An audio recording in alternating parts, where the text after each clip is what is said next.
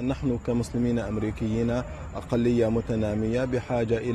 إلى اعتراف عملي أكثر من خلال الاندماج في القرار السياسي والإشراك بذلك، وهذا أيضا يعود جزء منه على مسؤوليتنا نحن بشكل عام. نمو المسلمين وحضورهم وتأثيرهم بشكل متنامي في الولايات المتحدة ومرحب به من غالبية الأمريكيين، لكن على المسلمين والعرب أن يجتهدوا أكثر بالتواصل مع المجتمع ومع السياسيين، وأن يكون لهم حضور مؤسسي ومنظم مقارنة بالأقليات الأخرى التي أثبتت حضورها في الساحة الأمريكية.